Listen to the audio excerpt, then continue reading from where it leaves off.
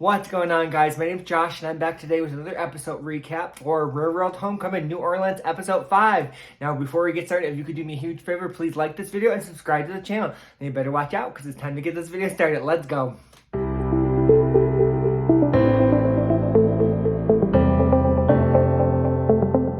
Yes, guys, we got another episode of the Real World Homecoming New Orleans, episode 5, and I did enjoy this episode. It's kind of good to see the roommates getting along. But yeah, so the episode starts out with the roommates they get a package where they have a pretty much with the balloons, that it's a Y2K party, and they get a box, and it's really hilarious because they can pretty much get, when they go into the living room, there's all these monitors of the screens showing their old selves from the original show, and just all clothes from back in the 2000s. First of all, I love Y2K. I grew up, I was 13 when Y2K happened, so I thought Y2K was hilarious looking back at it. And I just thought this party was really fun. I love that Melissa kind of dressed up as her old self. And yeah, just like a fun party and a fun time.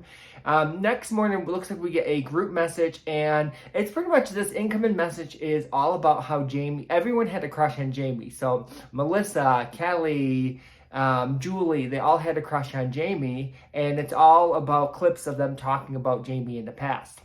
So Melissa and Kelly pretty much open up that, they were attracted to Jamie, but that's all it was. It wasn't anything more than that, and they were happy with the way things ended with him, and it was more just, he's a friend. Where Julie talks about, it was a little bit more to Julie, because Julie talks about Jamie helped her really open up her sexuality more. And then they actually revealed that on one of the challenges, they actually hooked up. Jamie's not really at this point talking about it. It's more Julie talking about it, how, they hooked up on one of the challenges. And she even at one point uses the word fuck buddy. It kind of corrects her and said, no, we didn't, have sex. And then Kelly talks about pretty much that, she thinks that Jamie's being quiet, and because pretty much she was like, was this talked about? Did Julie and Jamie talk about this before? Or that they were okay with discussing, Jamie and Julie hooking up? And Kelly thinks that, they should only talk about it as if all parties involved are okay with it. So if, Jamie's current wife, if she's okay with, Jamie talking about this. So I totally get, I totally get where Kelly's coming from. No, if you're with someone right now, you don't want to hear about their past. So I totally understand that. But what I will say to that, I don't really agree with Kelly, mainly because, you're on the Real World Homecoming. The Real World Homecoming, the whole point of that is to look back at the past and talk about it. If you didn't want to talk about the past, you shouldn't have signed up. So to me, since Jamie signed up, he has to get his check just like everyone else does. He needs to talk about issues he might not want to talk about. So I definitely don't agree with Kelly. I think if you're on this show, you got to talk about the past. It is what it is. So it was really just kind of like a big deal, for, Julie that, she finally hooked up with, Jamie, and she kind of, explored her sexuality more. So basically it was just more, it sounds like the hookup meant more to Julie than it did Jamie. And Julie at the time, at the original time of the show, she was a virgin and she only been kissed. And Danny really put it in the best way. He said that at that time, Julie craved intimacy, which is part of being human. That's human nature. And Jamie kind of helped her, fulfill that need.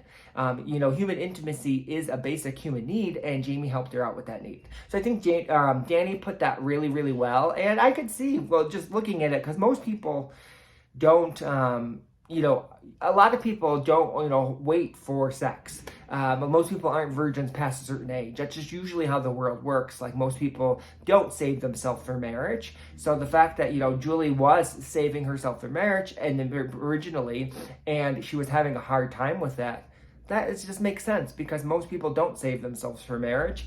And I think if most people had to, they would probably be in Julie's boat too, and also be kind of sexually driven or sexually pent up kind of thing. So I get where they were pretty much what she was going through. Now, Matt is pretty much uncomfortable about them all talking about their sexuality. He says, pretty much Melissa and Matt, and then at one point Melissa and Matt talk to his wife on FaceTime.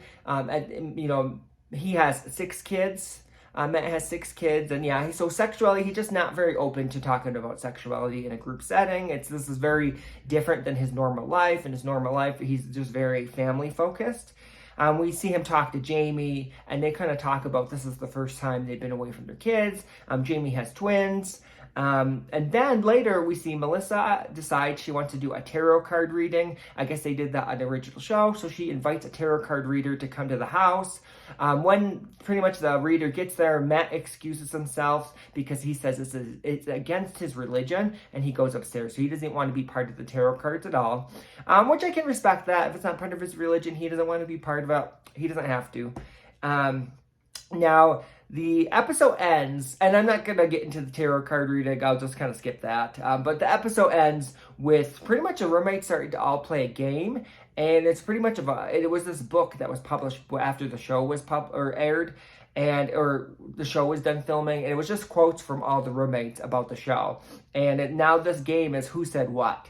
And then there's just a few things I want to point out. So pretty much Matt said something about, Melissa's eyebrows. What if his quote was saying something about Melissa's eyebrows?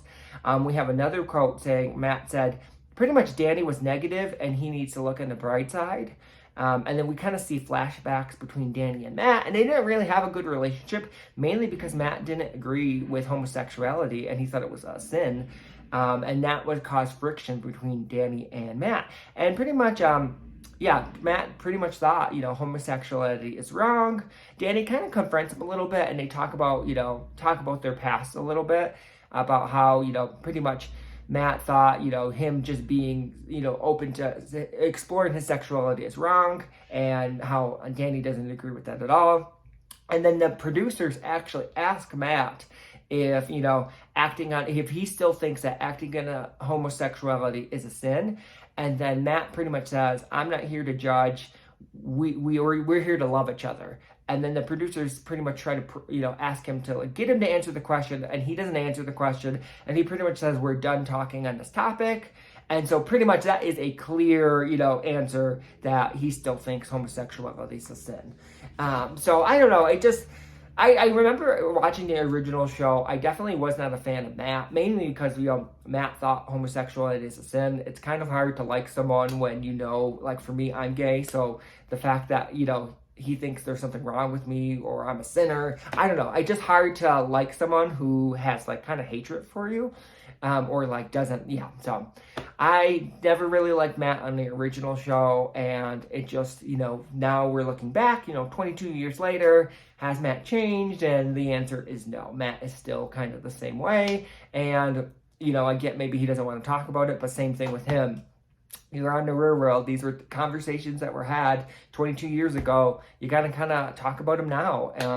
So I don't know. We'll kind of see the next episode. So overall, though, I will say I did enjoy this episode. It was kind of nice seeing the roommates get along. There's definitely, tension or sexual tension still between Julie and Jamie. I definitely don't think Jamie ever liked Julie like that. I think it was more just a sexual tension on his side. But you can tell Julie kind of likes Jamie. Jamie.